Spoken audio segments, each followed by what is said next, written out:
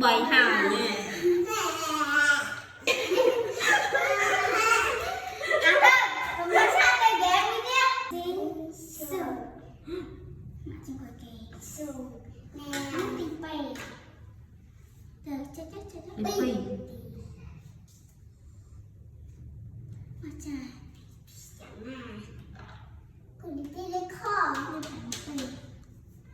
Được rồi bì. Ông lên con nào? Rồi. Ông lên con. Nó thấy này gì nè? Được làm này nữa. Mà tôi chọn. Mua đi pi đi bơi đi bớt lại làm trở mở tờ. Bày. Trời đi bơi pha cho lòng mình. Đây là mùi.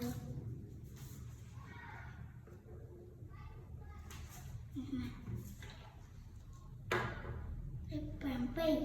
Bơi.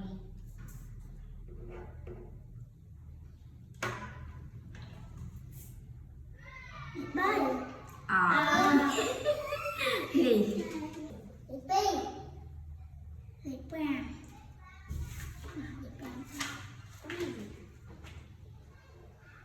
Chắc đang choàng lấy thế mà. Rất buồn.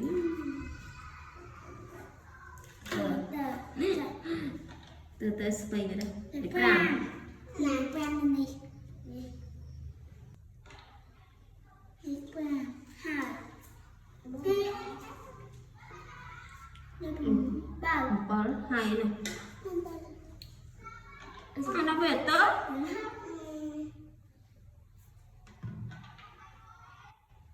Lấy vàng.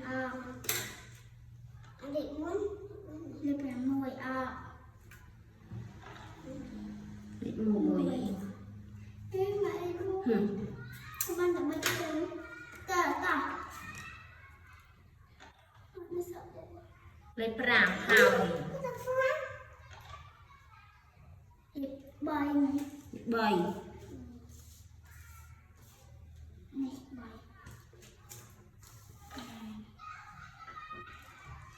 Tớ thế này. Tớ. Pram. Em làm bì hả? Em bơi Tớ. Lịch bầy hào. em bơi hả? Lịch bầy.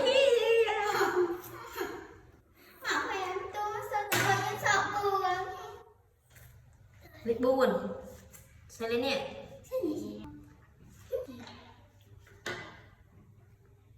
Lịch mán. Lịch bầy.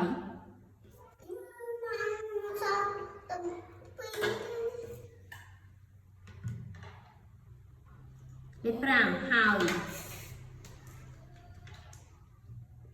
Lịch vàng hài. Ngươi sao được bay lên tê? Lịch buồn hay ơi. Nó sao lịch pi lịch của mùi. Là pram hào. Tất cả chúng em qua. Để mua lịch Còn hào. lịch bì. Lịch pi. Oh my god. Hào tờ lắm. Nó sao tờ lên rồi mùi tê. Lịch bầy hào nha. Mùi hào. Mà lên đồ mùi mất. Đẹp lắm.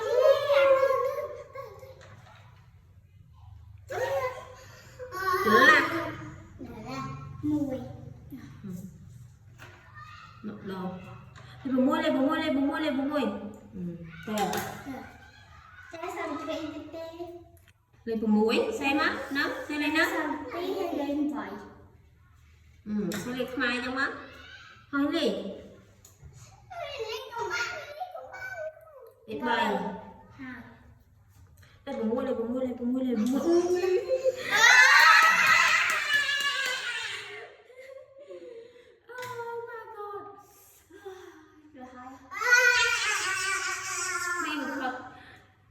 mẹ đập pin